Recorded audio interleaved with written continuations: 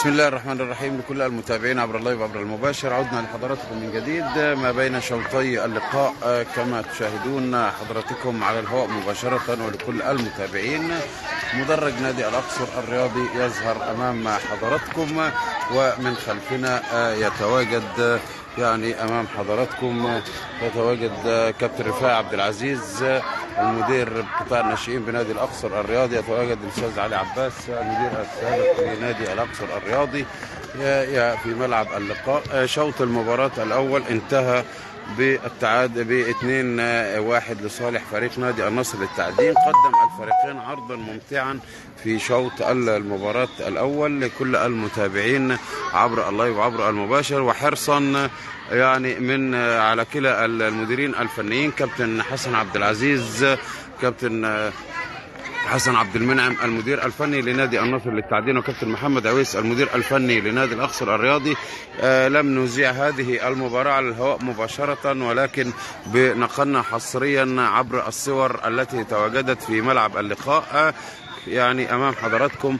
ولكن أحب نأكد أن نجم الشوط الأول هو بالتأكيد محمد أشرف درويش لاعب نادي الأقصر الرياضي. قدم عرضا رائعا ولا أجمل ولا أروع في شوط المباراة من الناحية الدفاعية.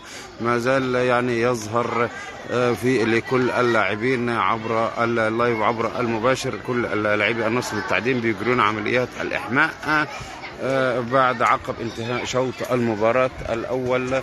كابتن حسن عبد المنعم وجهازه المعاون كابتن محمد صلاح وكابتن محمود كابتن أحمد سليمان كابتن مجاهد كابتن محمود صلاح، ولكل المتابعين معنا عبر اللايف وعبر المباشر كابتن هاني السيد عضو مجلس إدارة نادي الأقصر الرياضي، وأيضا المشرف العام على الفريق الأول لكرة القدم بالنادي.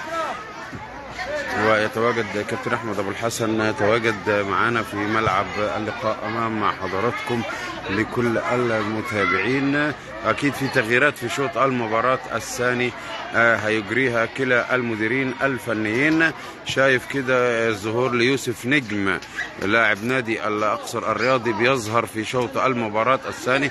يبدو كده أن كريم بغدادي هيغادر ملعب اللقاء وشايف أحمد أبو الحجاج البس كده متواجد أيضا، أحمد مع الكابتن أحمد طه، وأيضا شريف خليل مع محمد الجهلان. يبدو أنه هيدفع به وتغيير لحارس المرمى بيدفع به، بيغير مع أحمد شعبان الأرموطي وبيدفع به وائل حمدي في شوط المباراة الثاني.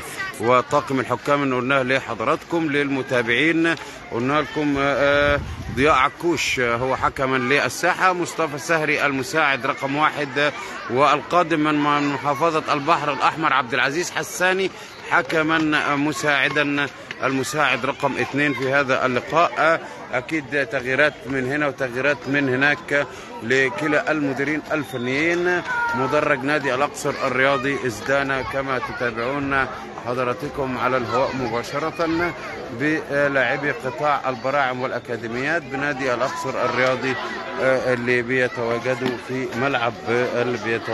في الملعب أمام حضراتكم. لاعبي قطاع البراعم والأكاديميات بنادي الأقصر الرياضي متواجدين، الكل متواجد في ملعب اللقاء أمام حضراتكم زي ما انتم بتشاهدوهم كده متواجدين. هم الدرع والسيف اللي هيزين الملعب بالتأكيد في خلال مباراة الفريق الأول لكرة القدم بالنادي. شوط المباراة الثاني بدأ منذ لحظات قليلة لمتابعين عبر اللايف وعبر المباشر أمام حضراتكم. شوط المباراة الثاني بدأ منذ لحظات. كل الأمنيات الطيبة بالتوفيق يا رب إن شاء الله، وحرصا منا على للجهازين الفنيين والإداريين كابتن محمد عويس المدير الفني لنادي الأقصر الرياضي، وكابتن حسن عبد المنعم المدير الفني لنادي النصر للتعدين. قرروا عدم إذاعة هذه المباراة ونحن نحترمها ونقدرها. متابعين عبر اللايف وعبر المباشر انتظروني تغطية حية هنوافيكم بها بالصور والفيديوهات على صفحة إعلام الغلابة عمرو الصاوي على اليوتيوب. شكرا جزيلا.